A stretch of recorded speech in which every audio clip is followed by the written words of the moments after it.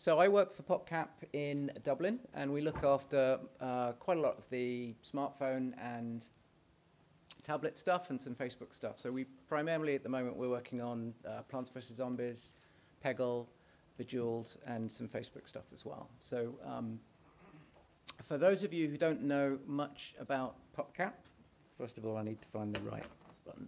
There you go. So we were founded back in the year 2000. Bejeweled was our first big title. Beyond that, Bookworm, Zuma, Peggle.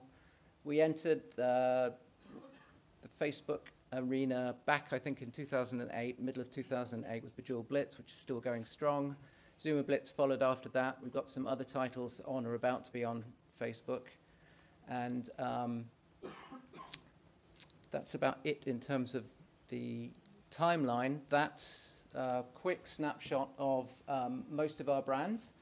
So we kind of focus on a small number of brands, and then we place them all over the place. You can even play our games on in-flight entertainment systems on, I think it's American Airlines, something like that. So a small number of franchises that we've been pretty good, I'd say, at keeping alive and adapting across multiple platforms. And smartphone, tablet, and Facebook are no exceptions in that respect. So our head office is out in Seattle. And we have offices, obviously, in Dublin, where I'm based, in London. We have offices over in Asia. And earlier this year, we acquired a small company out in Redwood Shores, which has given us a little bit of extra scale, which is kind of nice. So this is a quote from Jason Kopalka, who's one of the founders of our company and the guy that invented Bejeweled. And that pretty much sums up our DNA and our philosophy to gaming. And that's not really changed throughout the entire life of the company.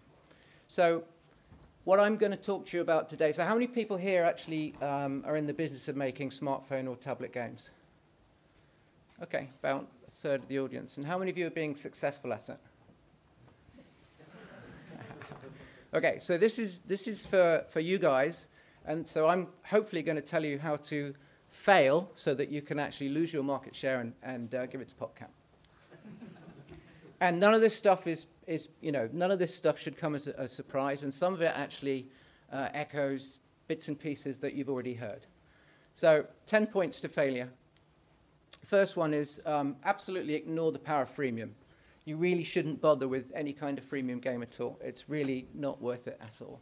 The fact that this year something like 65 to 70% of all sales on the App Store will come from freemium games is a blip, and it won't be like that next year.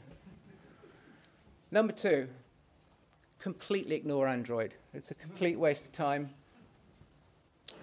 Again, just because 46% of all smartphones that are going to be sold this year will be Android and 20% iOS, it's still not worth doing anything with Android devices.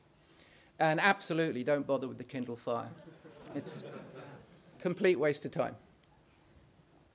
Number three, ignore Facebook. No one does anything with Facebook on their smartphones or on their tablets. If you bother to put any kind of socially connected features in your games, you're just throwing good money after bad. And don't really do anything about, just ignore the fact that smartphones are smart. There's really no point in taking advantage of the fact that your phone knows where you are, what day it is, whether it's raining outside, who your contacts are, what your Facebook credentials are. It's stuff that you really should ignore. It's absolutely not worth taking into account any of that stuff. Number five. Ignore the fact that people on smartphones tend to snack when they play games, whereas people that play games on console and PC tend to gorge a bit more. That's really, there's no real difference at all. Number five. Absolutely, you should be trying to reproduce console controls on your smartphone. And wherever possible, absolutely make sure that the player has to put their fingers right in the middle of the screen so that they can't see what's going on. That's really, really important. Number seven. Try and make your games as complex as possible. Ensure that there's a ton of stuff for users to read. Otherwise, they'll feel completely confounded by your game. Number 8. Dan, this is a really important one. Make sure that your entire list of features are crammed into your game before you launch. Everything that you want to put in your game, make sure it's all in there before you put it out live.